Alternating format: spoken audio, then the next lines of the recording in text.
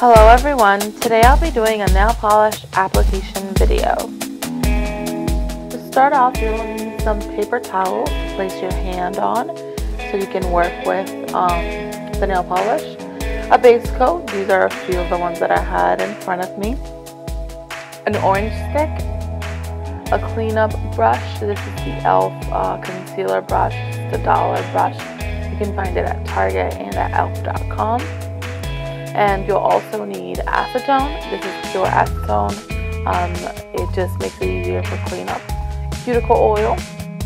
Okay, we're going to start off with our base coat. This is Jessica Cosmetics Bend Don't Break. It's a new one that I'm testing, so that's why I've been applying it every day in this video. It basically protects your nail, just any base coat, not just this one. It protects your nail, gives it strength. Some of them have extra stuff in them to make your nails healthy and strong. And this basically also prevents any staining. You'll still have staining from constantly polishing your nails, but if you use a base coat, if the polish that you're using tends to have a very strong pigmentation and it'll just bleed through to your nail bed, it just kind of stops it from being too much of the image on it.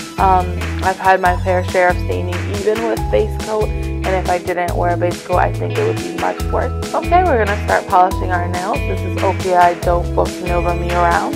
This is from the new OPI Brazil Summer Collection. And basically, you're going to start by cleaning the back of your brush. So as you can see on the side that's facing the camera, I don't have any polish. Everything's on the other side. You're going to place the dot of polish, basically the glob of polish, in the center of your nail, right above the cuticle, and drag forward, and then do the side, and then move on over to the other side, spreading that one glob of nail polish that you placed on the nail.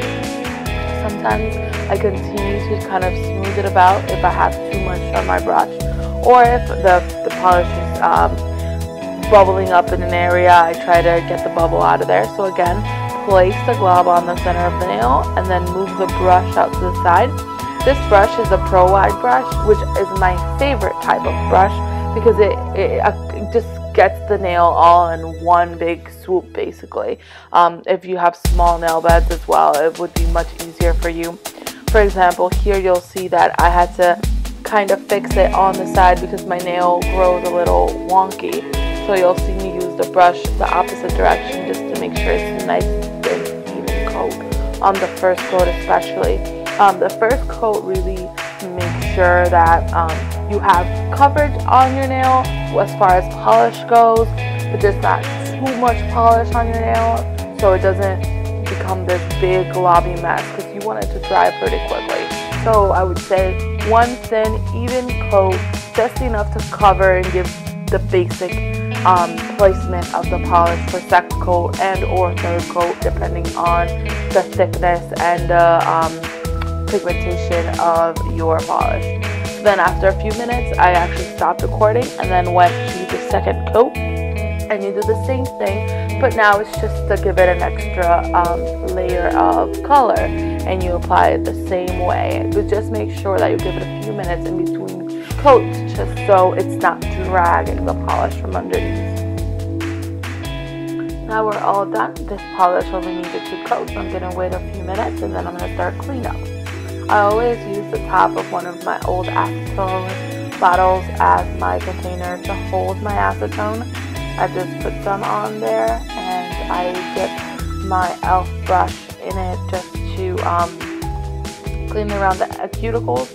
I like to take any excess out on the side sometimes in the beginning, and also to wet the brush since it kind of stiffens after a while because of all the acetone.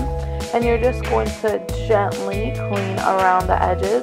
That's what's important, to have paper towels underneath because you're going to be dabbing and cleaning your brush as you go across every nail. It's not too much of a cleanup with this polish this time around, but sometimes it will be a mess and I have a ton of cleaning to do. I just had a little spot here and there that needed cleaning, And that also helps you line up nicely around your cuticles, just to make it look nice and clean and crisp.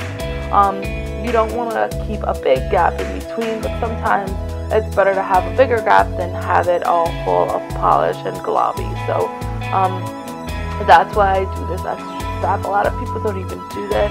They just kind of paint their nails and add top coat and keep walking. But I like to clean up just because I feel like I have a better manicure at the end of the day, and something that I can share with you guys, especially since I'm going to be taking pictures and posting them online. I like to make sure that they look nice, and it's, it's not for everyone, but it's just something that I like to do. It's part of my nail polish application step, and I couldn't skip it, because if I skipped it, I would be lying to you if I didn't say I cleaned around the edges. No one is perfect, and we all make mistakes, especially when I've had that extra cup of coffee, which I tend to do a lot of the time. My hands get very shaky. So then after that, you just let it dry, and you're going to add a little bit of cuticle oil around your cuticles. And you either rub it in or just kind of let it sit there, but I like to rub it in around gently because I haven't yet added top coat. Then you add top coat and you're all ready to go. So basically that is my everyday routine. And there you have it, folks. That's the way I apply my nail polish. Thanks so much for watching. Make sure that you watch Missy from Gnarly Nails apply her polish and see what she does. And like I said, everyone's nail polish application is a little bit different. Make sure you go over there and give her some love. And thanks so much for watching again. Bye-bye.